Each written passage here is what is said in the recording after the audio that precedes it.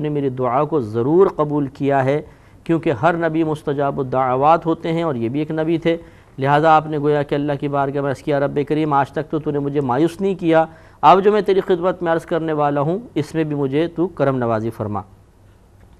وَإِنِّي خِفْتُ الْمَوَالِيَ مِنْ وَرَائِي، اور بے شک میں خوف کرتا ہوں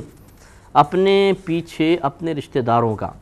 یہ آپ کے کزنز وغیرہ تھے جو شریر قسم کے لوگ تھے، تو آپ یہ چاہتے تھے کہ کوئی وارث میرا پیدا ہو جائے تاکہ سلسلہ جو مطلب تبلیغ دین ہے اور دین کو سنبھالنے کا جتنا بھی کام ہے وہ اس کو کرے،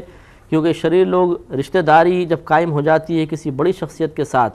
تو بعض لوگ اس کو مس یوز بھی کرتے ہیں۔ اس لیے آپ کو یہ مطلب خوف پیدا ہوا کہ اگر میرا انتقال ہو جاتا ہے اور کوئی وارث ایسا پیدا نہیں ہوا جو نیک پرہیزگار ہو، تو یہ لوگ پھر بعد میں میری قرابت کو بنیاد بنا کر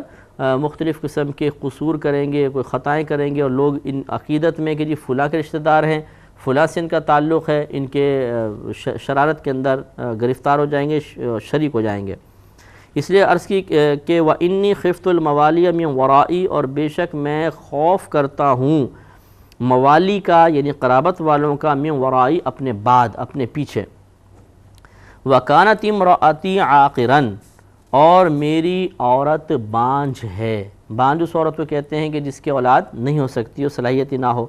فَهَبْ لِي مِن لَّدُنْكَ وَلِيًّا، تو مجھے اپنے پاس سے کوئی ایسا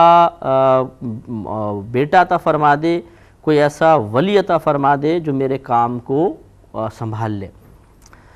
اب دیکھیں پہلے کتنی اچھی تمہید بنائی کہ اللہ میں کمزور ہو گیا ہوں، بڑھاپا میرے سر میں پھیل گیا ہے اور تو نے کبھی مجھے مایوس نہیں کیا ہے، میں ان کا خوف رکھتا ہوں، میری عورت بانجھ ہے۔ اس کے بعد اپنا مدعا بیان کیا۔ اس سے معلوم ہوا کہ پہلے اپنی دعا کوئی خاص کوئی موقع ایسا ہو تو یہ طرز میں اختیار کرنی چاہیے کہ اپنا مدعا ذکر کرنے سے پہلے کچھ تمہیدی کلمات کہیں، اللہ سے مناجات کریں، باتیں کریں، اس کے بعد اپنا مدعا بیان کریں، نہ کہ فوراً ہاتھ اٹھائیں اور فوراً اپنے مطلب بیان کرنا شروع کر دیں، بلکہ تھوڑا سا یہ طرز گفتگو اختیار کرنا بہتر ہوتا ہے۔ یرثنی ویرث من آل یعقوب، وہ میرا بھی جانشین ہو اور اولاد یعقوب کا وارث ہو۔ وجعلہ ربی رضیہ، اور اے میرے رب اسے پسندیدہ بنا لینا، اسے اپنا محبوب بنا لینا۔ تو انشاءاللہ اس پر کلام چلتا رہے گا، چونکہ پروگرام کا وقت ختم ہو رہا ہے۔ انشاءاللہ اگلی آیات میں ذکر ہوگا کہ کس طریقے سے اللہ نے آپ کی دعا کو قبول فرمایا اور کیا عطا فرمایا۔ وآخر دعوانا ان الحمد للہ رب العالمین۔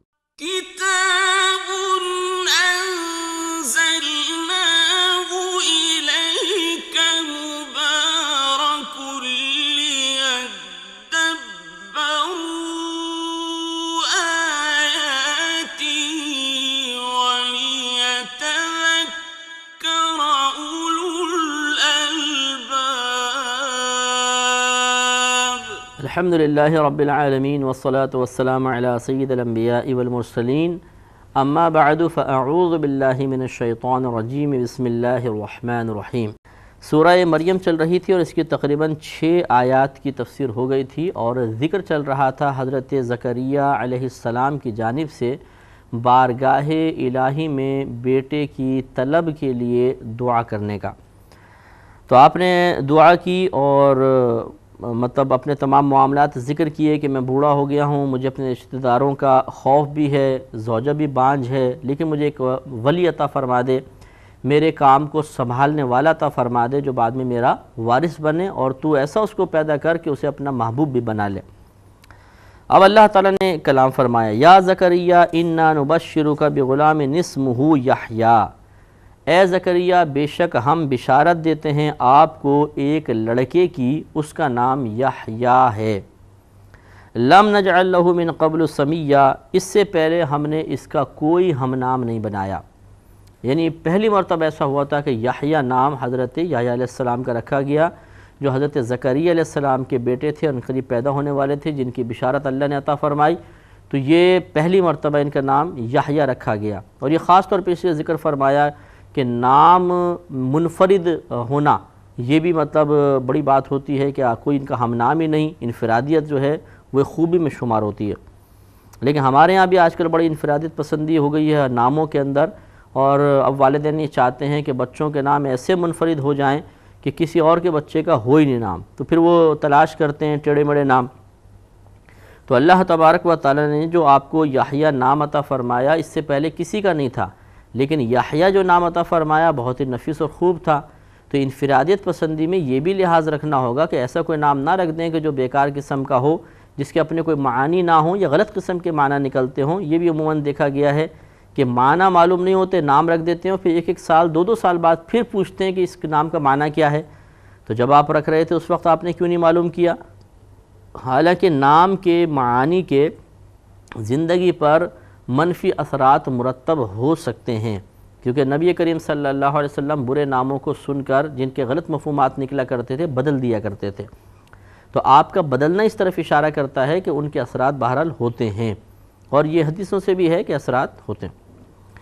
اس لیے انفرادیت پسندی میں کوئی حرج نہیں ہے، لیکن نام پھر چن کر صحیح رکھا جائے، اور بہتر یہ ہوتا ہے۔ ہمارے نبی کریم صلی اللہ علیہ وسلم نے تو فرمایا کہ انبیاء علیہم السلام کے نام پر نام رکھو، اور ایک روایت میں ارشاد فرمایا کہ اچھوں کے نام پر نام رکھو۔ لہٰذا اچھوں سے مراد انبیاء علیہم السلام، صحابہ کرام، اولیاء کرام، ان کے ناموں پہ رکھیں تو بہت ہی بہتر ہوتا ہے۔ تو جب نام رکھیں تو یہ بھی ملحوظ رکھ لیں کہ کسی اچھے کے نام کے مطابق ہے یا نہیں ہے، اور یہ بھی یاد رکھیں کہ بعض نام ایسے ہوتے ہیں کہ جو اچھے تو ہوتے ہیں لیکن چند قیودات ہوتی ہیں، جیسے یاسین نام رکھ دینا یہ مناسب نہیں ہے، کیونکہ یاسین حروف مقطعات میں سے ہو سکتا ہے ایسے کچھ ایسے معنی ہوں جو صرف نبی کریم صلی اللہ علیہ وسلم کے لیے خاص ہوں، اس لیے غلام یاسین رکھنا چاہیے۔ اس طرح اللہ کے صفاتی نام ایسے جو صفت صرف اللہ کے ساتھ خاص ہے، کسی اور مخلوق کے لیے اس کو ثابت نہیں کیا جا سکتا، جیسے رزاق رزق دینے والا ہونا، اور اس طرح خالق تو یہ براہ راست نام نہیں رکھ سکتے، عبد الخالق عبد الرزاق کر کے ہو سکتے ہیں، عبد مانے بندہ، خالق کا بندہ، رزاق کا بندہ، اس طریقے سے رکھنا چاہیے۔ تو اس لیے تھوڑی سی توجہ رکھنا بہت ضروری ہے۔ اور بعض نام ایسے ہوتے ہیں جو نبی کریم نے منع فرما دیے، مثلا آپ نے ارشاد فرمایا کہ فرشتوں کے نام پر نام مت رکھو۔ ابھی بھی ایک بیماری چل گئی ہے کہ نام پوچھیں جی کیا نام ہے؟ اسرافیل، کیا نام ہے؟ میکائیل۔ یہ ناجائز ہے، نبی کریم نے سختی کے ساتھ منع فرمایا، سختی سے مراد آپ نے منع فرمایا ہے، تو اس لیے ہمیں یہ نام اس فرشتوں کے نام پہ نہیں رکھنے چاہیے۔ اگر رکھ بھی لیا ہے تو اس کو تبدیل کر دیجئے تاکہ نبی کی مخالفت لازم نہ آئے۔ آگے ارشاد فرمایا کہ اب جب یہ اللہ نے ارشاد فرمایا کہ ہم آپ کو ایک لڑکے کی بشارت دیتے ہیں، اس کا نام یحییٰ ہوگا، جس کا کوئی ہم نام آج تک پیدا نہیں کیا گیا تھا، تو اب آپ بڑے حیران ہوئے اور سوچنے لگے کہ میں بوڑھا، میری زوجہ بانجھ، پھر کیسے بچہ ہوگا؟ لیکن آپ کو یہ بات نہیں تھی کہ معاذ اللہ اللہ تعالیٰ کی اس قول کے اوپر شک تھا،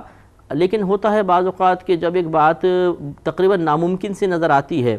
جبکہ اور خبر دینے والا جو ہے وہ انتہائی کامل ہے، تو انسان بڑی ایک خوشی محسوس کرتا ہے کہ لازم بات ہے ان کی خبر تو صحیح نہیں، غلط ہو ہی نہیں سکتی ہے، صحیح ہوگی، لیکن وہ چاہتا ہے کہ ان کی زبان سے کچھ ایسی اور وضاحت سن لیں کہ جو دل کے اندر وسوسہ پیدا ہو بھی رہا ہے کہ یہ کیسے ہوگا، یعنی ایک تذبذب جو پیدا ہوا یا ایک سوال جو پیدا ہو رہا ہے یہ بھی دب جائے اور انہی کی طرف سے وضاحت آ جائے۔ لہٰذا وہ وضاحت کا طلب کرنا کوئی معاذ اللہ شکوک و شبہات کی وجہ سے نہیں ہوتا، بلکہ اپنے دل کو اطمینان کے قابل بنانا یا کامل ترین اس کو اطمینان دلوانا مقصود ہوتا ہے۔ لہٰذا حضرت زکریا نے عرض کی، قالا انہوں نے عرض کی، ربی انا یکون لی غلام، اے میرے رب میرے کہاں سے میرا بیٹا ہوگا، وکانت امرأتی عاقرا، حالانکہ میری زوجہ بانجھ ہے، وقد بلغت من الکبر عتیا، اور میں بڑھاپے سے سوکھ جانے کی حالت تک پہنچ چکا ہوں، یعنی کمزور ہو چکا ہوں، تو کیسے یہ ہوگا کہ میں کمزور، میری زوجہ بانجھ، پھر ہمارے ہاں کیسے لڑکا پیدا ہوگا؟ قال کذالک، اللہ تبارک و تعالی نے فرمایا کہ معاملہ اسی طرح ہے۔ قال ربک هو علی حین وقد خلقتک من قبل ولم تک شیئا، تیرے رب نے فرمایا کہ یہ معاملہ مجھ پر آسان ہے، اور میں نے تو اس سے پہلے تجھے اس وقت بنایا جب تو کوئی بھی شے نہیں تھا۔ تو جواب میں بھی اللہ تبارک و تعالی نے کوئی وعید نہیں بیان فرمائی، کیونکہ اگر یہ شکوہ شکایت ہوتا تو اللہ کی بارگاہ میں شکوہ کرنا یا اللہ کی بات پر شکوک و شبہات کا اظہار کرنا قابل گرفت ہے، بلکہ اللہ تعالیٰ تو خوب جانتا ہے، اور یہ سوال کی جستجو بھی اللہ نے ان کے قلب میں پیدا فرمائی۔ اللہ تعالیٰ جانتا تھا کہ صرف اطمینان قلب کے لیے سوال کر رہے ہیں، انہیں میرے قول میں کوئی شک و شبہ نہیں، لہذا دلیل بھی ایسی بیان فرمائی کہ دل مطمئن ہو جائے۔ لہذا دلیل کا حاصل یہ ہے کہ کہ تم غور کرو کہ جب تم کچھ بھی نہیں تھے، دنیا میں نہیں تھے، تب بھی تو میں نے تمہیں پیدا کیا، تو اب تو تم دو موجود ہو، تم سے کسی اولاد کو پیدا کرنا میرے لیے کوئی مشکل نہیں ہے۔ قال رب اجعل لی آیتن، اب پھر اور مطلب یہ کہ اور حیرانی کہ اچھا ہو تو ٹھیک ہے، اللہ بیان فرمایا بالکل صحیح ہے، لیکن اور کوئی ایسا مجھے مل جائے معاملہ، کوئی ایسی علامت کہ میرا دل بالکل مطمئن ہو جائے، تو عرض کی قال رب اجعل لی آیتن، اے میرے رب میرے لیے اس پر کوئی نشانی مقرر کر دے مجھے، تاکہ پتہ چل جائے کہ یعنی وہ نشانی میں دیکھوں تو میں سمجھ جاؤں کہ ہاں اب میرے ہاں اولاد ہوگی۔ قال آیتک الا تکلم الناس ثلاث لیال سویا، اللہ تعالیٰ نے ارشاد فرمایا اس کی نشانی یہ ہے کہ تو تندرست ہونے کے باوجود 3 دن تک لوگوں سے کلام نہیں کر سکے گا، یعنی زبان بند ہو جائے گی، اشاروں سے کریں گے، زبان نہیں چلے گی، اس بات کی علامت ہوگی کہ آپ کی زوجہ حاملہ ہو چکی ہیں۔ فخرج على قومه من المحراب فاوحى اليهم ان سبحوا بكرة وعشيا، اور ایسے ہی ہوا کہ پھر آپ کی زوجہ حاملہ ہو گئیں، تو ہوتا یہ تھا کہ آپ کے پاس جو مطلب مسجد کی چابی ہوا کرتی تھی، عبادت گھر کی عبادت گاہ کی چابی ہوا کرتی تھی، اور آپ قفل کھولتے تھے، پھر لوگ آ کر عبادت کیا کرتے تھے، تو جب زوجہ کو حمل ٹھہرا تو آپ کی زبان بند ہو گئی۔ اب جب لوگ آئے اور آپ نے وہ دروازہ کھولا تو کلام تو کر نہ سکے، زبان بند، لوگوں نے پوچھا کیا ہوا، تو پھر آپ نے ان کو اشارے سے یہ بات سمجھائی۔ تو اللہ نے جو ارشاد فرمایا اس کے جواب میں فخرج علی قومہ من المحراب، تو نکلے آپ محراب سے اپنی قوم کی طرف، فاوحی الیہم، پھر آپ نے اشارہ کیا ان کو، کس بات کا، ان سبحوا بکرۃ وعشیا، کہ وہ صبح و شام تسبیح کرتے رہیں، یعنی نماز وغیرہ پڑھتے رہیں۔ تسبیح سے مراد یہاں پہ ذکر نماز ہے کہ نماز پڑھتے رہیں، کیونکہ وہ 2 ٹائم کی نمازیں پڑھتے تھے، صبح اور شام، اس لیے ان کا آپ نے ان کو تلقین فرمائی کہ تم ایسا کرو۔ پھر اس کے بعد آپ کے ہاں یحییٰ علیہ السلام پیدا ہوئے، اور جب وہ تقریباً 2 سال اور ایک روایت کے مطابق 3 سال کے ہوئے تو اللہ تعالیٰ نے براہ راست حضرت یحییٰ علیہ السلام سے کلام فرمایا۔ اتنی چھوٹی عمر میں اللہ تبارک و تعالیٰ نے ان کو فہم و فراست کی بہترین قوت سے نوازا تھا۔ آپ نبی تو سبھی نبی ہوتے ہیں، یعنی پیدائشی نبی ہوتے ہیں، الگ بات ہے کہ اعلان نبوت کا معاملہ بعد کا ہو سکتا ہے، تو اللہ تعالیٰ نے ان کو بچپن سے ہی وحی فرما دی تھی، یہ ان کا خاصہ ہے کہ بچپن سے آپ کو وحی ہوئی۔ تو اللہ نے آگے ارشاد فرمایا یا یحییٰ خذ الکتاب بقوۃ، اے یحییٰ کتاب کو یعنی توریت کو مضبوطی کے ساتھ تھام لو، مضبوطی کے ساتھ پکڑ لو۔ موسیٰ علیہ السلام پہ توریت نازل ہوئی، پھر یہ بات کہ چونکہ نبی ہیں وہی کتاب چلتی آ رہی تھی، تو اللہ تعالیٰ نے توریت کو فرمایا کہ اس کو مضبوطی سے پکڑ لو، یعنی اس پہ عمل کرو۔ وَآتَيْنَاهُ الْحُكْمَ صَبِيًّا، اور ہم نے اسے بچپن ہی میں نبوت عطا فرمائی۔ یہاں حکم سے مراد نبوت، اگرچہ اس میں کئی اختلاف ہیں، بعض نے کہا کہ تفقہ فی الدین اللہ نے عطا فرمایا تھا، بعض نے کہا فہم و فراست مراد ہے حکم سے، اور بعض نے نبوت مراد لی، اور یہ قول جمہور کا ہے، مضبوط قول ہے۔ اور عطا کیا ہم نے اسے نبوت صبیًا، بچپن کی حالت میں، وَحَنَانًا مِن لَدُنَّا، اور اپنی طرف سے مہربانی عطا فرمائی، نرمی شفقت عطا فرمائی، لہٰذا آپ بہت زیادہ لوگوں پر مہربان تھے۔ وَحَنَانًا مِن لَدُنَّا وَزَكَاةً، اور ہم نے اپنی طرف سے اسے نرمی عطا فرمائی، وَزَكَاةً، اور صفائی ستھرائی عطا فرمائی۔ صفائی ستھرائی سے مراد ہر قسم کی گندگی سے آپ کو محفوظ رکھا گیا، بالکل آپ کی سوچ، آپ کے عمل، کسی میں کوئی کسی قسم کی برائی کا اندیشہ نہیں تھا، اور اسی طرح آپ کے اعمال بہترین اخلاص والے تھے، اور آپ اللہ کے بہت ہی اطاعت گزار بندے تھے۔ وَكَانَ تَقِيًّا، اور وہ تقوی اختیار کرنے والا تھا، اللہ تعالیٰ سے ڈرنے والا تھا۔ تو یہ گویا کہ حضرت یحییٰ علیہ السلام کی خصوصیات بیان ہو رہی ہیں، اور اللہ تعالیٰ خود اپنے ایک بندے کی مدح فرما رہا ہے، اس کی تعریف فرما رہا ہے، تو یقیناً وہ اوصاف ذکر فرما رہا ہے جو اللہ کو محبوب ہیں، جس وجہ سے وہ بندہ قابل مدح ہوا۔ تو ہمیں اس مقام پر اپنے بارے میں بھی غور کرنا چاہیے کہ کیا ان نبی کی یہ صفات ہمیں بھی حاصل ہیں کہ نہیں، بہت ضروری ہے۔ لہذا اللہ نے ارشاد فرمایا وَكَانَ تَقِيًّا، اور وہ ڈر والا تھا، متقی تھا، پرہیزگار تھا، وَبَرًّا بِوَالِدَيْهِ، اور اپنے والدین کے ساتھ نیک سلوک کرنے والا تھا، وَلَمْ يَكُنْ جَبَّارًا عَصِيًّا، اور وہ جبار، سخت مزاج، زبردستی کرنے والا، عصیًا، نافرمان نہیں تھا۔ تو یہ اللہ نے چند ان کی صفات بیان فرمائی. ایک تو وہ حنانا من لدنا، ہم نے اپنے طرف سے اس کو مہربانی عطا فرمائی، نرمی عطا فرمائی. گویا کہ نرمی اللہ کو محبوب ہے تو اسی لیے اپنے محبوب بندے کو عطا فرمائی. و زکاتن، اور صفائی ستھرائی عطا فرمائی، چاہے وہ عقیدے کی ہو، اعمال کی ہو، ہر طریقے کی اللہ نے صفائی عطا فرمائی. تو معلوم ہوا کہ ہمیں بھی اپنے عقیدے، اپنے اعمال، اپنے اخلاقیات کو صاف ستھرا رکھنا چاہیے تاکہ نبی کی مماثلت حاصل ہو جائے، نبی کے اعمال سے مشابہت حاصل ہو جائے. وَكَانَ تَقِيًّا، اور کمال ڈر والا تھا، بہت زیادہ ڈرنے والا تھا. تو ہمیں بھی یہ تقوی اور پرہیزگاری اختیار کرنی چاہیے اور ہر معاملے میں اپنے رب سے ڈرتے رہنا چاہیے. وَبَرًّا بِوَالِدَيْهِ، اور اپنے والدین کے ساتھ نیک سلوک کرنے والا تھا. لہٰذا اگر کوئی آج اپنے والدین کے ساتھ اچھا سلوک کرے گا تو گویا کہ اس نے یحییٰ علیہ السلام کی سنت پر عمل کیا. اور وَلَمْ يَكُنْ جَبَّارًا، اور وہ سخت مزاج نہیں تھے. عصیًا، اور نہ اللہ کے نافرمان تھے. تو معلوم یہ ہوا کہ نافرمانی نہ کرنا اور سختی زبردستی لوگوں پر اختیار نہ کرنا یہ قابل مدح افعال ہیں، اور اللہ تعالیٰ نے ان کا خاص طور پر قرآن میں ذکر فرمایا ہے.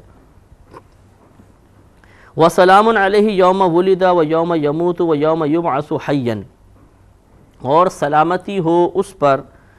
اس دن جس دن وہ پیدا کیا گیا، اور اس دن جس دن وہ فوت ہوگا، اور اس دن جس دن اسے زندہ اٹھایا جائے گا. گویا کہ اللہ تبارک و تعالیٰ نے، یہ تو خبر ہم بنا لیتے ہیں کہ اللہ نے فرمایا کہ اس پہ سلامتی ہے جس وقت وہ پیدا ہوا، جب وہ فوت ہوگا، جب اٹھایا جائے گا. کیونکہ 3 اوقات جو ہیں یہ بہت ہی نازک اوقات ہوتے ہیں، کیونکہ پیدائش کے وقت جو ہے وہ شیطانی مداخلت کا اندیشہ ہوتا ہے کہ نبی کریم صلی اللہ علیہ وسلم نے ارشاد فرمایا جب بچہ پیدا ہوتا ہے تو شیطان اس کی پسلی میں ہاتھ مارتا ہے، اس کو کونچتا ہے، یوں اس طرح ہاتھ مارتا ہے جس سے بچہ روتا ہے، چیختا ہے. تو شیطان کوشش یہ کرتا ہے جیسے بچہ پیدا ہو تو اس پہ تسلط اختیار کرے، اس پہ مسلط ہو جائے. اسی لیے بعض بچے ایسے ہوتے ہیں جن پہ شروع بچپن سے شیطانی اثرات ہوتے ہیں. اس لیے جب بچہ پیدا ہونے لگے تو کوشش یہ کرنی چاہیے کہ کسی اچھے عامل سے یا کوئی بزرگ ہوں ان سے کوئی دعائیں وغیرہ لے لیں تاکہ جب بچہ پیدا ہو تو شیطانی اثرات اس پر منتقل نہ ہوں. ورنہ بعض اوقات اگر بچپن سے شیطانی اثرات داخل ہو جاتے ہیں تو آگے چل کے بہت دقت ہوتی ہے. تو چونکہ یہ بچپن کی حالت، پیدائش کی حالت، جو پیدائش کا وقت جو تھا یہ شیطانی مداخلت کا تھا، تو گویا کہ اللہ نے بیان فرمایا کہ ہم نے اس وقت بھی اس کو سلامتی سے رکھا. اسی طرح جب انسان فوت ہوتا ہے تو بڑی ہی خطرناک معاملات اس کی نگاہوں کے سامنے آتے ہیں جو اس نے آج سے پہلے کبھی نہیں دیکھے ہوتے. فرشتوں کا نزول ہوتا ہے، غیوبات آنکھوں سے ہٹ جاتے ہیں اور عجیب و غریب مناظر اس کو نظر آتے ہیں. یہ وقت بڑی گھبراہٹ کا وقت ہوتا ہے. تو اس وقت بھی اللہ نے اعلان فرمایا کہ ہم نے ان کو سلامتی عطا فرمائی. وَيَوْمَ يُبْعَثُ حَيًّا، اور جس دن یہ زندہ اٹھایا جائے گا بروز قیامت، وہ بھی بڑا دہشت کا لمحہ ہوگا. تو گویا کہ اللہ نے بیان فرمایا کہ ہر موقع پر ہم نے ان کو سلامتی عطا فرما دی. شیطانی مداخلت سے سلامتی، نفس کی مداخلت سے سلامتی، پریشان ہونے، دہشت ناک ہونے سے سلامتی. تو جب ہر طریقے سے سلامت ہیں تو لازم سی بات ہے کہ پھر وہ کسی گناہ کے قریب نہیں ہوں گے، نافرمانی کے قریب نہیں ہوں گے، برکت ہی برکت ہوگی. اب اس سے اگلی آیات میں بی بی مریم رضی اللہ تعالی عنہا جو حضرت عیسیٰ علیہ السلام کی والدہ ہیں ان کا بالتفصیل ذکر ہوگا. یہ حضرت زکریہ علیہ السلام کی رشتہ دار تھیں اور اس کی تفصیل انشاءاللہ میں آپ کی خدمت میں عرض کروں گا. تو ان کو جیسے کہ آپ کو معلوم ہے کہ بی بی مریم رضی اللہ تعالی عنہا کے ہاں بغیر باپ کے بیٹا پیدا ہوا اور یہ اللہ تعالیٰ کی طرف سے بہت بڑی قدرت کا اظہار تھا. تو اب اس میں آگے جو ہے اس پورے واقعے کا بیان ہوگا. تو اللہ نے ارشاد فرمایا کہ وَاذْكُرْ فِي الْكِتَابِ مَرْيَمَ، اے حبیب کریم صلی اللہ علیہ وسلم آپ اس قرآن میں مریم کا ذکر فرمائیے.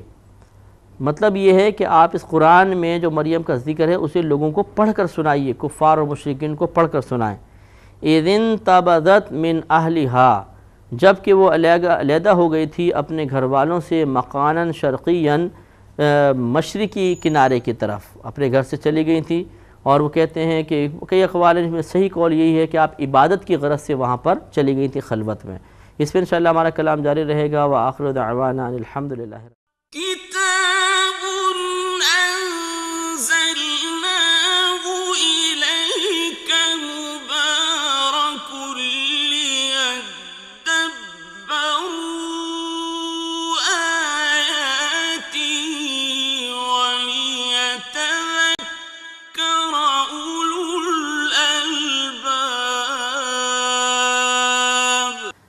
الحمدللہ رب العالمین والصلاة والسلام علی سید الانبیاء والمرسلین اما بعد فاعوذ باللہ من الشیطان الرجیم بسم اللہ الرحمن الرحیم۔ الحمدللہ سورہ مریم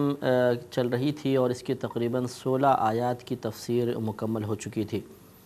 16ویں آیت میں اللہ تبارک و تعالیٰ نے بی بی مریم رضی اللہ تعالی عنہا کے واقعے کو ذکر کرنے کا حکم ارشاد فرمایا۔ یہ آیت ہو چکی تھی کہ آپ نے ارشاد فرمایا کہ وذکر فی الکتاب مریم، اور اے حبیب کریم صلی اللہ علیہ وسلم آپ قرآن عظیم میں مریم کے ذکر کو بیان کیجئے، یعنی جو ہم نے آپ پر وحی نازل فرمائی، جو قرآن نازل فرمایا، اسے لوگوں کے سامنے پڑھ کر سنائیے، وہ حصہ جس میں مریم رضی اللہ تعالی عنہا کا تذکرہ کیا گیا ہے۔ اور یہ واقعہ بیان کرنے سے بڑا مقصود اللہ تبارک و تعالیٰ کا اپنی عظمت کا اظہار کرنا ہے، اپنی وسعت قدرت کا ذکر کرنا ہے کہ وہ بہت بڑی قدرت والا ہے، قادر مطلق ہے، وہ چاہے تو بغیر باپ کے بھی اولاد پیدا کر سکتا ہے۔ اِذِ انتبذت من اہلها، جس وقت کہ وہ اپنے گھر والوں سے علیحدہ ہو گئی تھیں، مکاناً شرقیاً، مشرقی کنارے کی طرف۔ تو وہاں پر آپ مطلب کپڑے وغیرہ تبدیل کرنے گئی تھیں یا مطلب غسل فرمانے گئی تھیں، اس طرف آپ چلی گئی تھیں۔ تو فاتخذت من دونہم حجابا، تو ان سے ادھر ایک پردہ کر لیا تھا، یعنی آپ نے لوگوں سے ایک پردہ کر کے اس مقام پر آپ تشریف فرما تھیں۔ فارسلنا الیہا روحنا، تو ہم نے ان کی طرف اپنی روح کو بھیجا۔ اپنی روح کو بھیجنے سے یہ قرب کی طرف اشارہ کرنا مقصود ہے، جیسے روح جسم کے قریب ہوتی ہے، ایسے ہی یہاں روح سے مراد حضرت جبریل امین ہیں، جو اللہ تعالیٰ کی بارگاہ میں انتہائی درجے کا قرب رکھتے ہیں، تو اس لیے اللہ نے ان کو روح سے تعبیر فرما کر ان کے بہت زیادہ قریب ہونے کو اور اللہ تعالیٰ کی بارگاہ میں مقبول ہونے کو بیان فرمایا۔ تو فارسلنا الیہا، تو بھیجا ہم نے ان کی طرف یعنی بی بی مریم کی طرف روحنا، اپنی روح کو یعنی جبریل امین کو۔ فتمثل لها بشرا سویا، تو وہ جبریل امین ان کے لیے ایک تندرست آدمی کے روپ میں ظاہر ہوا۔ یہ نص قرآنی سے ثابت ہوا کہ فرشتے اگر چاہیں تو بحکم الہی انسان کی شکل میں آ سکتے ہیں، باقاعدہ ان کے ہاتھ پیر ہوں گے، چہرہ ہوگا، سب کچھ ہوگا۔ ویسے وہ نوری مخلوق ہیں اور نوری مخلوق نظر نہیں آتی ہے، یہی وجہ ہے کہ آپ کے اطراف میں بھی بے شمار فرشتے ہیں، کرامن کاتبین آپ کے ساتھ ہیں، کچھ محافظ فرشتے ہوتے ہیں، لیکن ہم ان کو روزمرہ نہیں دیکھ پاتے۔ لیکن اگر یہی فرشتے اللہ تعالیٰ ان کو حکم دے دے تو کسی انسان کی شکل میں باقاعدہ آ سکتے ہیں، اور اس وقت پھر ہم ان کو دیکھ بھی سکتے ہیں۔ تو فتمثل لها بشرا سویا، تو وہ یعنی جبریل امین بی بی مریم رضی اللہ تعالی عنہا کے سامنے ایک تندرست آدمی کے روپ میں ظاہر ہو گئے۔ قالت انی اعوذ بالرحمن منک ان کنت تقیا، اب آپ بہت پاک باز خاتون تھی، اور روایت کے مطابق اس وقت آپ کی عمر 10 سال اور ایک روایت کے مطابق 13 سال کی تھی، اور یہ بڑے ہی پاک باز خاندان سے تعلق رکھتی تھیں۔ ان کا خاندان نیک پرہیزگار متقی مشہور تھا۔ آپ حضرت موسیٰ علیہ السلام کے بھائی ہارون علیہ السلام کی نسل سے ہیں، تو وہ بڑا ہی متقی پرہیزگار گھرانہ تھا۔ تو اب جیسے آپ نے مرد کو دیکھا، اب ایک لڑکی ہو، پاک باز خاندان سے تعلق رکھتی ہو، اس کا پاکیزہ ذہن ہو، کسی برائی میں نہ رہی ہو، نامحرموں کے درمیان نہ رہی ہو، اور ایسی تنہائی کے موقع پر اچانک ایک مرد سامنے آ جائے، تندرست صحت مند آدمی، تو لازم بات ہے کہ عورت ایک دم گھبرا جائے گی اور ایک دم اس پہ گھبراہٹ طاری ہو جائے گی۔ تو آپ گھبرا گئیں اور آپ نے فرمایا، قالت، انہوں نے کہا، انی اعوذ بالرحمن منک، بے شک میں اللہ تعالیٰ کی تجھ سے پناہ طلب کرتی ہوں، ان کنت تقیا، اگر تجھے خدا کا ڈر ہے۔ بڑے نفیس انداز میں اس کو سمجھا دیا کہ اگر تم خدا کا خوف رکھتے ہو تو میرے قریب آنے کی پھر کوشش نہ کرنا، کیونکہ میں اللہ تبارک و تعالیٰ کی پناہ طلب کرتی ہوں۔ تو ایسے موقعوں پر ذکر الہی کرنا، اللہ کا ذکر کرنا، جبکہ سامنے والا کسی گناہ کا ارادہ رکھتا ہو بالفرض، تو بہت ہی بہتر ہے، کیونکہ اس سے سامنے والے کے دل میں خوف خدا پیدا ہو سکتا ہے۔ چونکہ ابھی بی بی مریم رضی اللہ تعالی عنہا کو حقیقت کا علم نہیں تھا، تو آپ یہ سمجھیں کہ یہ کوئی شخص ہے جو شاید کسی برے ارادے سے یہاں پر آیا ہو، تو آپ نے فوراً اللہ کا ذکر کیا، اسے خوف خدا یاد دلایا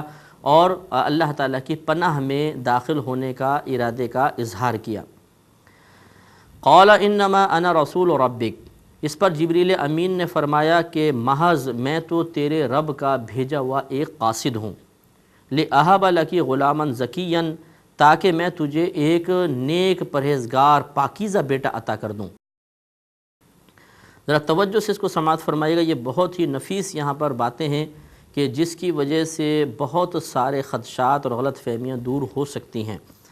حضرت جبریل امین یہ کہہ رہے ہیں لِأَهَبَ تاکہ میں دوں لکی تجھے غلامًا زکیًا ایک صاف ستھرا بیٹا۔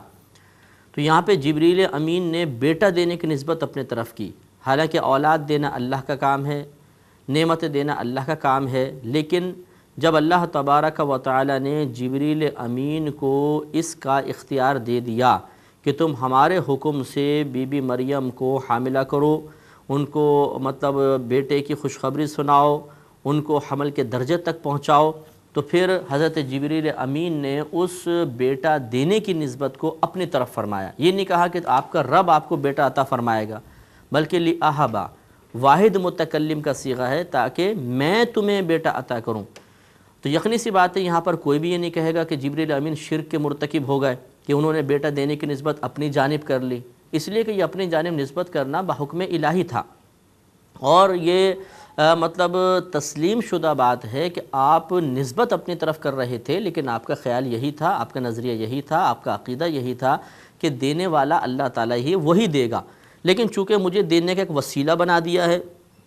مجھے ذریعہ بنا رہا ہے، تو انہوں نے اپنی طرف نسبت کر لی۔ تو اس لیے ہم نے بارہا آپ کو بتایا کہ دینے والی ذات اللہ کی ہوتی ہے، اللہ تعالیٰ کی عطا کے بغیر کوئی کسی کو ایک تنکا بھی نہیں دے سکتا، لیکن رب کریم کی عادت کریمہ ہے کہ جب وہ کچھ عطا فرماتا ہے تو بغیر وسیلے کے عطا نہیں فرماتا، کسی نہ کسی کو سبب بناتا ہے، ذریعہ بناتا ہے، اور پھر ہم تک نعمت کو پہنچا دیتا ہے۔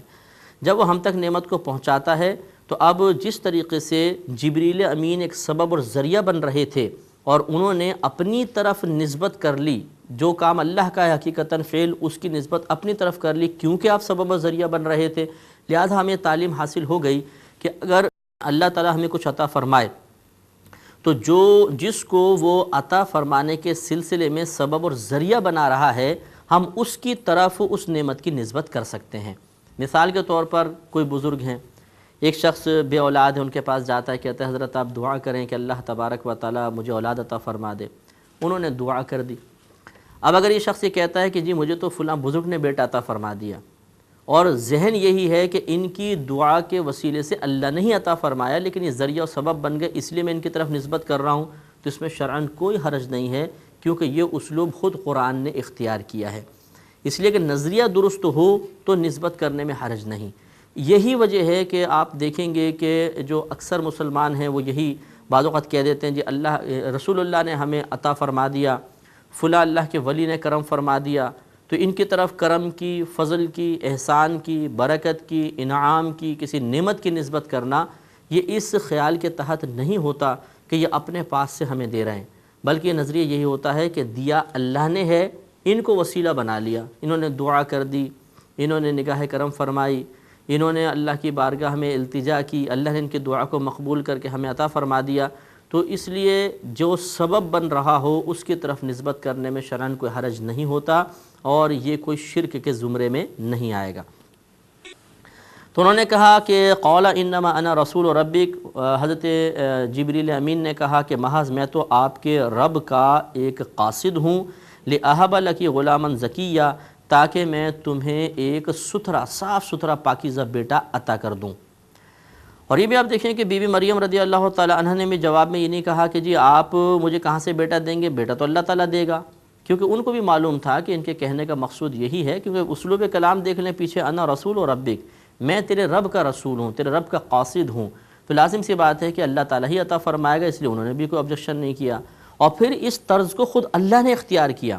اگر آپ اس مطلب یہاں پر یوں کہیں کہ بھئی کیا ضروری ہے کہ ہم سبب کی طرف نسبت کریں، اللہ کی طرف ہی نسبت کرنے میں کیا حرج ہے؟ ضروری ہے کہ رسول کی طرف نسبت کر دیں یا صحابہ کی طرف یا کسی ولی کی طرف نسبت کریں؟ تو ضروری تو نہیں ہے، لیکن یہ اسلوب چونکہ خود اللہ نے اختیار فرمایا، خود قرآن کی اس کو زینت بنایا، تو اگر کوئی یہ سنت الہیہ اختیار کرنے کے قصد سے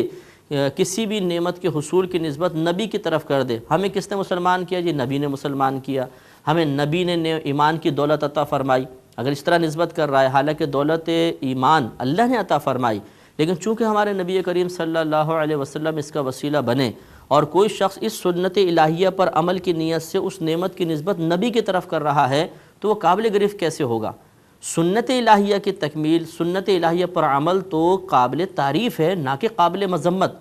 تو اس لیے مطلب یہ جو اولیاء کرام کی طرف، صحابہ کی طرف، انبیاء علیہ السلام کی طرف بعض اوقات لوگ نسبت کر دیا کرتے ہیں، اس نسبت میں یہی حکمت پوشیدہ ہے۔ یہ کوئی بیوقوفی کا کام نہیں ہے، یہ کوئی شرک کی طرف لے جانے والا نہیں ہے۔ اگر ایسا ہوتا تو اللہ تعالیٰ کبھی بھی یہ اسلوب اختیار نہ فرماتا، کیونکہ اللہ تبارک و تعالیٰ جملوں یا اسلوب کلام کے مرتب ہونے والے نتائج کو ہم سے بہتر جانتا ہے۔ اسے معلوم ہے کہ کون سا جملہ بولا جائے گا، کون سی لوگ طرز اختیار کریں گے تو کیا نتیجہ نکلے گا۔ اس کے باوجود اس نے جب یہ طرز اختیار فرمائی کہ جبریل امین کو اجازت دی کہ تم بیٹا دینے کی نسبت اپنی طرف کر لو، تو اس سے معلوم ہوا کہ جب ایک شخص مسلمان ہے تو انشاءاللہ اس قسم کی نسبتوں سے وہ مشرک نہیں ہوگا، شرک کی طرف اس کا ذہن نہیں جانا چاہیے، اس لیے کہ یہ قرآن کا اسلوب ہے۔ امید ہے کہ آپ بہت ساری بات سمجھ گئے ہوں گے۔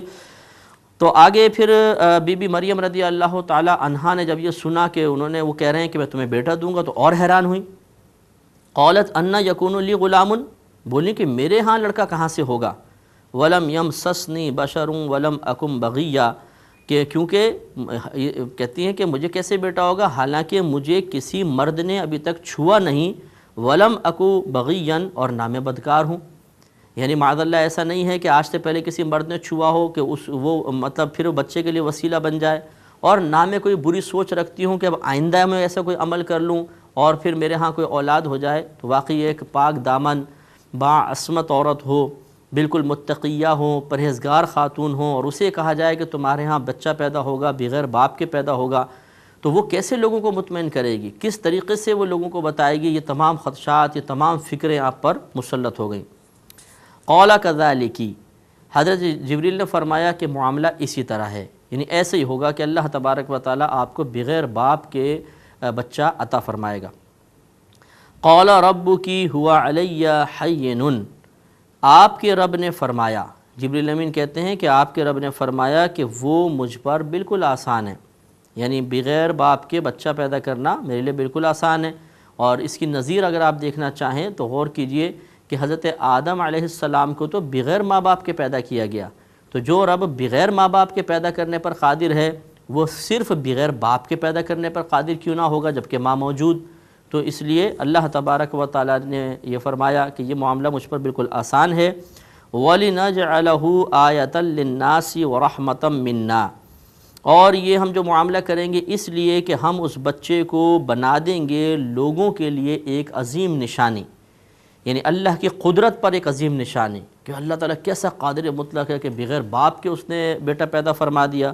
وَرَحْمَةً مِنَّا، اور اپنی ہماری طرف سے ایک رحمت ہوگا وہ بچہ ان لوگوں پر کہ جو ایمان لے کر آئیں گے، اس کی پیروی کریں گے، ان کے لیے وہ باعث رحمت ہوں گے۔ وَكَانَ أَمْرًا مَقْضِيًّا، اور یہ معاملہ جو ہے اس کا تو فیصلہ ہو چکا، یعنی آپ جواب میں کوئی بھی دلیل دیں، کوئی بھی خدشات کے اظہار کریں، وہ ایک الگ مسئلہ ہے، لیکن یہ تو اللہ کا فیصلہ ہے کہ یہ اظہار قدرت تو ہوگا ہی ہوگا، لہٰذا اب آپ اس کے لیے تیار ہو جائیں۔ فَحَمَلَتْهُ، تو پھر وہ اس بچے سے حاملہ ہو گئیں۔ مفسرین فرماتے ہیں، جو مورخین نے لکھا ہے، تاریخ میں یہ تمام باتیں موجود ہیں، روایات موجود ہیں کہ اس مکالمے کے بعد جبریل امین نے بحکم الہی ان کی آستین میں یا ان کے دامن میں یا ان کے چہرے پر یا گریبان پر ایک پھونک ماری، اور صرف اس پھونک کی وجہ سے وہ حاملہ ہو گئی۔ اس سے معلوم ہوا کہ دیکھیں پھونک مارنے سے کوئی حاملہ نہیں ہوتا، پھونک کوئی بچہ تو نہیں پیدا کر دیتی، لیکن ہو گیا۔ تو معلوم یہ ہوا کہ اگر اللہ تعالیٰ چاہے تو ایک پھونک کے ذریعے بھی کسی کو حاملہ کر سکتا ہے، کیونکہ وہ عظیم قدرت والا ہے، لہذا کوئی قابل تعجب بات نہیں۔ اس لیے بعض لوگ تعجب کا اظہار کرتے ہیں کہ بھئی یہ کیا بات ہوئی، پانی پہ دم کیا اور یہ کچھ پلا دیا، اس سے کیسے شفا ہو جائے گی، پھونک میں اتنا اثر کہاں سے آ گیا؟ واقعی پھونک میں اثر نہیں ہے، اثر ڈالنے والی ذات تو اللہ کی ہے۔ اللہ تعالیٰ اس پھونک میں اثر پیدا کر دے تو ایسی برکات ہے کہ اس پانی کو پئیں، دم کیے ہوئے پانی کو پی لے تو شفا حاصل ہو جائے۔ تو اس لیے اس میں کوئی تعجب کی بات نہیں کہ ایک پھونک کے اندر، ایک مخلوق کی پھونک کے اندر اللہ تعالیٰ ایسی برکت پیدا فرما دے کہ اس سے وہ کام ظہور پذیر ہو جائیں کہ جو بالکل عقل میں آنے والے نہیں ہیں، کیونکہ اصل میں وہ تاثیر پیدا کرنے والی اللہ تعالیٰ کی ذات ہے، وہ مخلوق نہیں۔ تو یہ کوئی قابل تعجب بات نہیں ہے، لہذا کہ جب کسی بزرگ کی طرف اس طرح کرامت کی نسبت کر دیتے ہیں کہ فلاں بزرگ نے اس طرح کیا تو کھجوریں ہاتھ میں آ گئیں، اس طرح اشارہ کیا تو چیز سونے کی بن گئی، تو بعض لوگ ان کرامات کا انکار کر دیتے ہیں، یہ کیسے ہو سکتا ہے؟ اچھا ہمارے سامنے کوئی کرامت دکھائیے۔ یہ وہ ویسا ہی مطالبہ ہے جیسے کفار کیا کرتے تھے۔ میں نہیں کہہ رہا ہوں معاذ اللہ کہ جو اس طرح مطالبہ کر رہا ہے وہ کافر بھی ہو گیا، لیکن مشابہت سے ایک نظر آتی ہے کہ وہ کفار بھی انبیاء علیہم السلام سے اسی قسم کی الٹی سیدھی چیزوں کا مطالبہ کرتے تھے کہ اچھا اگر آپ کہتے ہیں اللہ کے نبی ہیں تو ذرا یوں کر کے بتائیے، ذرا یوں کر کے بتائیے۔ تسلیم کرنا مقصود نہیں ہوتا تھا، بلکہ صرف سامنے والے کو زج کرنا، خاموش کرنا، یا اپنے آپ کو یہ ثابت کرنے کی کوشش کرنا کہ ہم حق بجانب ہیں، آپ نے کر کے دکھایا، کر کے دکھائیں تو ہم ایسے ہو جائیں، ہم ایمان لے آئیں۔ تو اسی طرح بعض لوگ کرامات اولیاء کا انکار کرتے ہوئے کہتے ہیں کہ یہ نہیں ہو سکتا کہ اس طرح خلاف عادت کام ہو جائیں۔ دیکھیے قرآن خود بیان فرما رہا ہے کہ حضرت جبریل امین نے پھونک ماری اور وہ حاملہ ہو گئی۔ تو یہ معلوم یہ ہوا کہ اس طرح کے خلاف عادت کام کا صدور ہو سکتا ہے، اور ابھی آگے پھر مزید آئے گا، خود بی بی مریم رضی اللہ تعالی عنہ کی کرامت کا تذکرہ یہاں پر آئے گا۔ کرامت اس فعل کو کہتے ہیں جو کسی ولی سے صدور پذیر ہو اور خلاف عادت کام ہو، ایسا کہ عقل اس کو تسلیم نہ کرے کیسے ہو گیا، اور کسی ولی سے صدور پذیر ہو اس کو کرامت کہتے ہیں، اور اگر نبی سے صدور پذیر ہو اسی کا نام معجزہ رکھ دیا جاتا ہے۔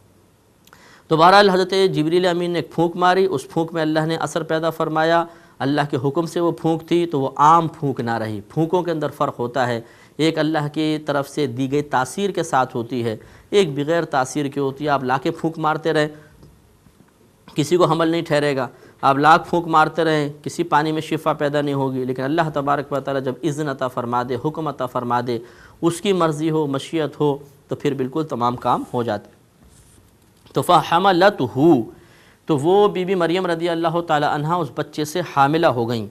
فانتبذت بہ مکانا قصیا، پھر وہ اسے لیے ہوئے ایک دور جگہ چلی گئیں۔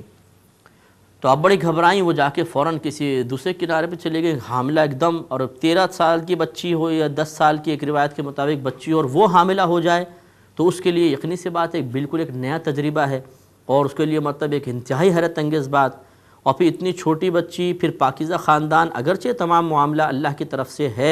تھا اور آپ نے جان بھی لیا تھا، لیکن بہرحال ایک خدشے تو ہوتے ہیں کہ اب لوگوں کے سامنے جاؤں گی، کیسے جواب دوں گی، کیا معاملہ ہوگا، کس طریقے سے لوگ مجھ سے مطمئن ہوں گے۔ تو یہاں مفسرین نے بات بیان فرمائی کہ آپ کے کزن تھے یوسف نجار رحمۃ اللہ علیہ، بڑے نیک پرہیزگار متقی تھے، انہیں کسی طرح پتہ چل گیا کہ آپ حاملہ ہوئی ہیں، تو وہ آپ کے پاس ملنے کے لیے آئے۔ اب تھے بڑے متقی پرہیزگار، اور بی بی مریم رضی اللہ تعالی عنہ کو بھی جانتے تھے یہ بڑی متقیہ ہیں، پرہیزگار ہیں، یہ عبادت گاہ سے باہر ہی نہیں آتی ہیں، اپنے تنہائی میں رہتی ہیں، کسی غیر محرم سے آپ کا رابطہ نہیں ہے۔ تو وہ بیچارے بڑے تذبذب کے عالم میں کہ کیا معاملہ ہے، جب اس کی پاکیزگی کو دیکھتا ہوں تو لگتا ہے کہ اس نے کوئی برائی نہیں کی، لیکن اس کے حاملہ ہونے کو دیکھتا ہوں تو واضح طور پر برائی محسوس ہوتی ہے۔ آخر ایک دن وہ ہمت کر کے بی بی مریم رضی اللہ تعالی عنہ کے پاس آئے اور کچھ مکالمات کیے جن کا تذکرہ انشاءاللہ ہم اگلے پروگرام میں کریں گے۔ وآخر دعوانا ان الحمدللہ رب العالمین۔ کتاب انزلناه الیک مبارک لیدبروا آیاته ولیتذکر اولو الالباب۔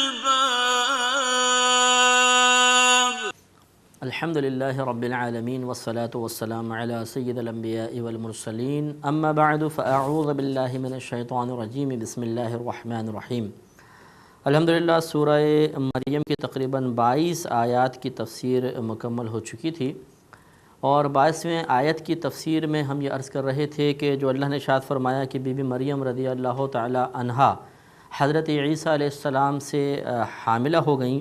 اور آپ ایک دور مقام پہ چلی گئیں، اس کا نام تھا بیت اللحم۔ تو اس مقام پہ آپ چلی گئیں تو آپ کے جو کزن تھے یوسف نجار، انہیں جب یہ پتہ چلا کہ آپ حاملہ ہو گئی ہیں تو بہت متعجب ہوئے اور بہت ہی ان کو صدمہ ہوا،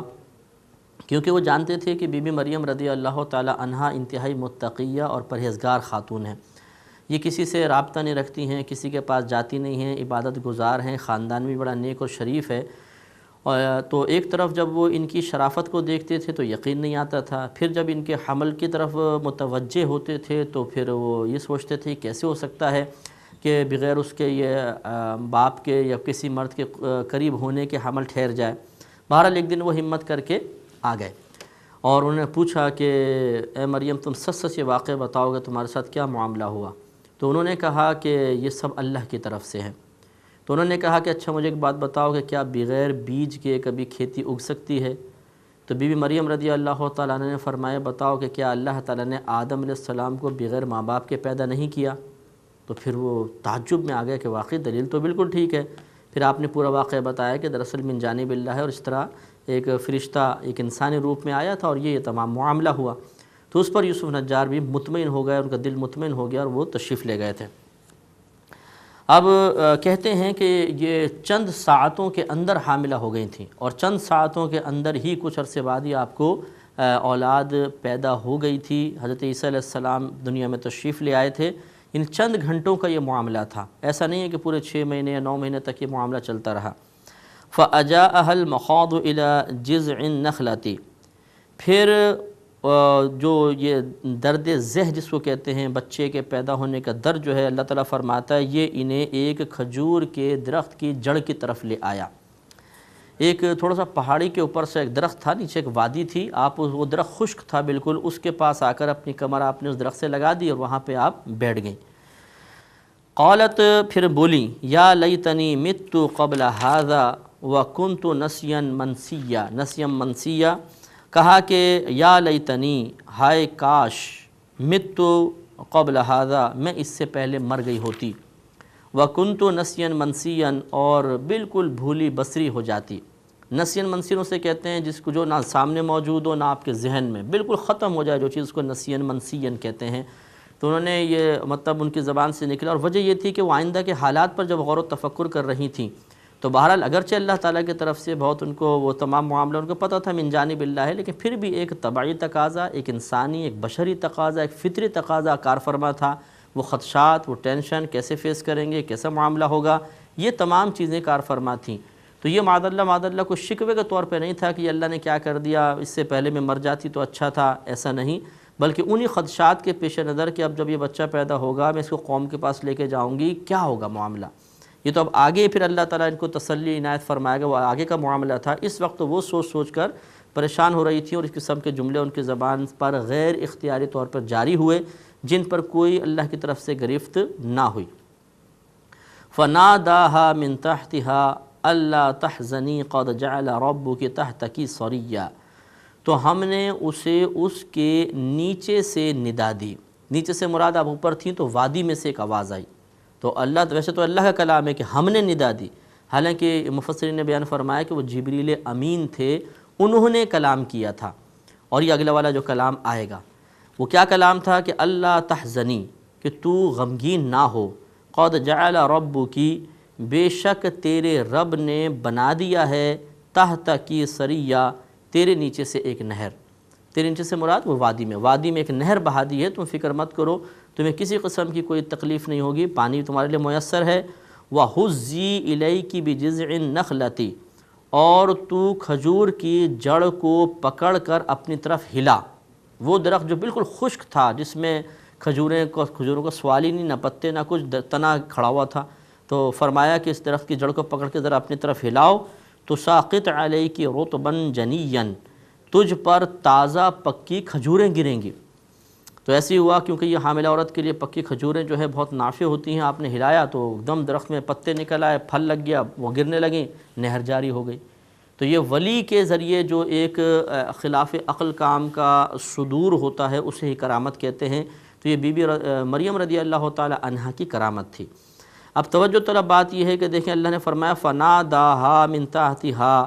تو ہم نے اسے نیچے وادی سے ندا دی، حالانکہ ندا دینے والے جبریل امین ہیں۔ یہاں پر بھی وہی بات ہے کہ اصل میں کلام اللہ کا تھا، لیکن اللہ تعالیٰ کے اس پیغام کو پہنچانے والے جبریل امین تھے، تو اللہ تبارک و تعالیٰ نے یہاں پر حقیقت کا بیان فرمایا، مجاز کا نہیں، خود بیان فرمایا۔ حالانکہ حقیقتاً کلام دیکھا جائے تو جبریل امین کے زبان سے نکل رہا تھا، لیکن اللہ نے اسے اپنی طرف منسوب کر دیا، کیونکہ اصل میں فاعل حقیقی اللہ تعالیٰ کی ذات پاک تھی۔ تو وہی نسبتوں کے معاملے میں ہے کہ بعض اوقات جس کا کلام ہوتا ہے اسی کی طرف نسبت کرتے ہیں، چاہے ظہور پذیر دوسرے سے ہو رہا ہو، اور بعض اوقات سبب اور ذریعے کی طرف نسبت کر دیتے ہیں، اصل فاعل حقیقی کی طرف نسبت نہیں کی جاتی ہے۔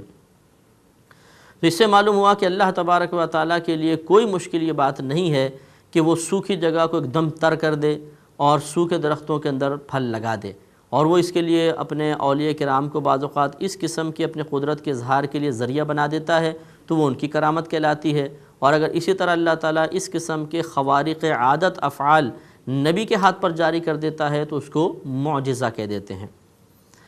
فَكُلِي وَاشْرَبِي وَقَرِّي عَيْنًا، تو کھا اور پی اور اپنی آنکھ ٹھنڈی رکھ، یعنی اپنے بیٹے کو دیکھ، اس بیٹے کو دیکھے گی تو اس سے تیری آنکھیں ٹھنڈی ہو جائیں گی، یعنی تجھے سکون ملے گا، قلبی اطمینان حاصل ہوگا۔ کیونکہ حضرت عیسیٰ علیہ السلام بہت ہی خوبصورت تھے جب پیدا ہوئے، اور بعد میں بھی خوبصورت ہی تھے، تو ویسے بھی ایک ماں کے دل میں اپنے بچے کو دیکھ کر محبت کا جذبہ بیدار ہوتا ہے، تو یہ تسلی کا سامان تھا جو آپ کے لیے ہوا کہ دنیاوی اسباب و ذرائع بھی پیدا کر دیے تاکہ ان کو کسی قسم کی فکر نہ ہو، اور اولاد کے ذریعے ان کی آنکھوں کو ٹھنڈا بھی کیا گیا۔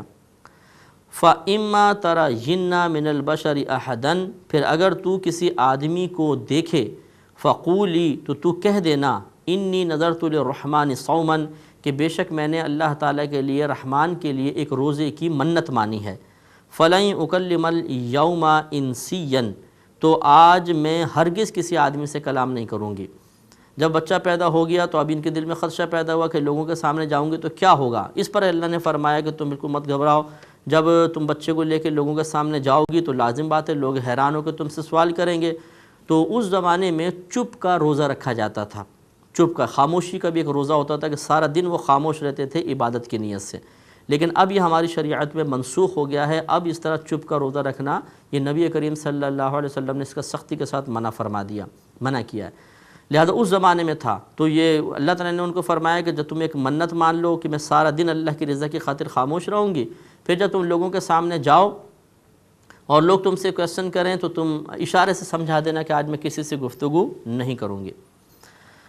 لہٰذا یہی ہوا، فَأَتَتْ بِهِ، تو وہ اس بچے کو لے کر آئیں، قومہا، اپنی قوم کے پاس، تحملہ، اس حال میں کہ آپ نے اسے گود میں اٹھایا ہوا تھا۔ اب چھوٹے سے منع کو لے کے آ گئیں قوم کے سامنے۔ قالوا، اور وہ سب جمع ہو گئے، انہوں نے کہا، یا مریم، اے مریم، لقد جئت شیئا فریا، بے شک تو نے تو ایک بہت برا معاملہ کر دیا۔ یا اخت ہارون، اے ہارون کی بہن۔ اب یہ کہتے ہیں کہ یا تو ان کا واقعی بھائی ہارون تھا، یا یہ ہارون علیہ السلام کی نسل میں سے تھیں، اس لیے ان کی طرف نسبت کرتے ہوئے اخت ہارون کہہ دیا، حالانکہ ان کی بہن نہیں تھیں، لیکن یہ ہوتا ہے عربوں کا اسلوب کہ جو پیچھے کوئی بزرگ ہوتے ہیں یا کوئی بڑا ہوتا ہے اس کی طرف نسبت کرتے ہوئے، اس سے تعلق ظاہر کرتے ہوئے اخت کا لفظ استعمال کر لیتے ہیں۔ تو انہوں نے کہا کہ اخت ہارون، ما کان ابوکم رعا سوء وما کانت امک بغیہ،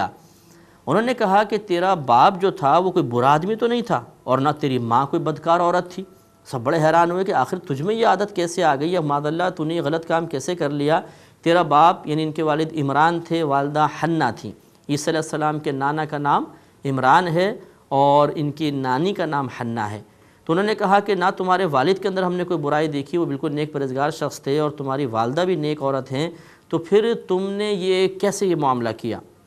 فَأَشَارَتْ إِلَيْهِ،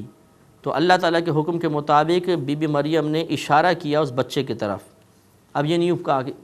اس سے پوچھ لو۔ اب وہ بڑے حیران ہوئے کہ یہ کیا بات ہوئی، یہ اتنا سا بچہ کیا ہمیں جواب دے گا، اتنا چھوٹا سا منہ۔ تو قالوا، انہوں نے کہا، کیف نکلم من کان فی المہد صبیا، یہ ہم کیسے اس بچے سے کلام کریں جو جھولے میں ایک چھوٹا سا بچہ ہے، اس بچے سے ہم کیسے کلام کریں گے۔ اب لیکن انہوں نے پھر بھی اشارہ کیا تو انہوں نے دیکھا تو حضرت عیسیٰ علیہ السلام یہ تمام معاملہ سن رہے تھے، لہٰذا روایت میں آتا ہے کہ فوراً آپ تھوڑا سا اٹھ کے بیٹھ گئے، ٹیکسی لگا لی اور ایک ہاتھ اپنے اس طرح رکھ کے اور آپ نے کلام شروع کر دیا۔ اب آپ غور کریں، اتنا سا بچہ اور فصیح و بلیغ کلام بولے تو کیسی حیرانی کی بات ہے، اور کیسا ان لوگوں کو تعجب ہوا ہوگا۔ قالا، تو حضرت عیسیٰ علیہ السلام نے فرمایا، انی عبد اللہ، بے شک میں اللہ کا بندہ ہوں، کیونکہ اللہ تعالیٰ کو یہ معلوم تھا کہ جب یہ عیسیٰ علیہ السلام آگے چلیں گے تو لوگ انہیں خدا بھی کہیں گے، خدا کا بیٹا بھی کہیں گے، اور پتہ نہیں کیا کیا کہیں گے، اس لیے پہلا جملہ یہ نکلوایا انی عبداللہ، بے شک میں اللہ کا بندہ ہوں، نہ اللہ کا بیٹا نہ خود اللہ ہوں، بلکہ میں ایک اللہ کا بندہ ہوں۔ آتانی الکتاب، اس نے مجھے ایک کتاب عطا کی ہے یعنی انجیل، وجعلنی نبیا، اور اس نے مجھے نبی بنایا ہے۔ تو نبی تو خیر پہلے سے نبوت پیدائشی نبی ہوتے ہیں، یہ الگ بات ہے کہ اعلان کا حکم بعد میں ہوتا ہے، کیونکہ اللہ تعالیٰ نے جس کو نبوت دینی ہے ازل سے اس کا انتخاب ہو چکا ہوتا ہے۔ اور کتاب جو ہے یہ ابھی تو نسبت تو ویسے ماضی کا جملہ استعمال کیا کہ اللہ نے مجھے کتاب دے دی ہے، لیکن مفسرین فرماتے ہیں مستقبل کی خبر تھی کہ اللہ تعالیٰ مجھے ایک کتاب عطا فرمائے گا۔ وَجَعَلَنِي مُبَارَكًا أَيْنَمَا كُنْتُ، اور میں جہاں کہیں پر بھی ہوں اللہ تبارک و تعالیٰ نے مجھے باعث برکت بنایا ہے۔ اس سے معلوم ہوا کہ اللہ کے نیک بندے باعث برکت ہوتے ہیں، جہاں ان کا وجود مسعود ہو وہاں برکات ضرور ہوتی ہیں۔ تو خود نبی بیان فرما رہے ہیں کہ اللہ نے مجھے مبارک بنایا ہے، باعث برکت بنایا ہے، برکت کا مجموعہ بنایا ہے۔ لہٰذا اسی لیے نیک لوگوں کی صحبت اختیار کرنا، یا جس طرح مزارات کے اندر اولیاء عظام ہوتے ہیں وہاں پر باادب طریقے سے شرعی قیودات کے ساتھ حاضری دینا، یہ برکات کے حصول کا ذریعہ بنتا ہے۔ وَأَوْصَانِي بِالصَّلَاةِ وَالزَّكَاةِ مَا دُمْتُ حَيًّا، اور اللہ تبارک و تعالیٰ نے مجھے تاکید فرمائی ہے نماز کی اور زکوٰۃ کی جب تک میں زندہ رہوں۔ کتنا نفیس کلام کہ ابھی جھولے میں ہیں اور کہتے ہیں کہ اللہ تعالیٰ نے مجھے تاکید فرمائی ہے کہ میں نماز بھی پڑھوں، زکوٰۃ بھی ادا کروں ساری زندگی، جب تک میری زندگی ہے میں یہ کام کرتا رہوں۔ وَبَرًّا بِوَالِدَتِي، اور اللہ تبارک و تعالیٰ نے مجھے اپنی ماں سے اچھا سلوک کرنے والا بنایا ہے۔ وَلَمْ يَجْعَلْنِي جَبَّارًا شَقِيًّا، اور مجھے سخت اور بدبخت نہیں بنایا۔ جبار یعنی سختی کرنے والا، شقیًا بدبخت، اللہ نے مجھے بدبخت نہیں بنایا، سختی کرنے والا نہیں بنایا۔ وَالسَّلَامُ عَلَيَّ يَوْمَ وُلِدتُّ، اور وہی سلامتی مجھ پر ہو جو آپ کو شاید یاد ہوگا کہ یحییٰ علیہ السلام کے بارے میں اللہ نے بیان فرمایا تھا کہ ان پر پیدائش کے دن جس وقت وہ مریں گے اور جس وقت اٹھائے جائیں گے اس پر سلامتی ہو۔ تو یہاں چونکہ السلام آیا، لفظ السلام، تو اس سلام کے اوپر الف لام داخل ہے۔ الف لام جو ہے کلام عرب میں بہت سارے معانی کے لیے استعمال ہوتا ہے۔ ایک معنی اس کا یہ بھی ہوتا ہے کہ جو اس کا مدخول ہے اس کا ذکر پہلے ہو چکا ہے، تو یہ الف لام عہد خارجی کا کہلاتا ہے۔ تو اس لیے السلام چونکہ بیان فرمایا صرف سلام نہیں ہے بلکہ السلامو ہے، تو اس سے پھر وہی والی سلامتی مراد لیں گے جیسے حضرت یحییٰ علیہ السلام پر آئی، اس لیے اس کا ہم ترجمہ ایسا کر رہے ہیں کہ والسلامو، اور مجھ پر وہی سلامتی ہو جو پہلے ہو چکی تھی، علیہ مجھ پر، یوم ولدتو جس دن میں پیدا کیا گیا، و یوم اموتو اور جس دن میں مروں گا، و یوم ابعث حیا اور جس دن مجھے زندہ اٹھایا جائے گا۔ اس میں بھی اشارہ کر دیا بڑے واضح الفاظ میں کہ ایک تو یہ تین اوقات چونکہ دہشت کے، پریشانی کے اوقات ہوتے ہیں، کچھ بے بسی کے سے اوقات ہوتے ہیں، اس میں اللہ تعالیٰ کی خاص طور پہ سلامتی میرے ساتھ ہے۔ اور دوسرا اس میں اشارہ کر دیا کہ میں خدا نہیں ہوں، نہ خدا کا بیٹا ہوں، کیونکہ خدا پر کبھی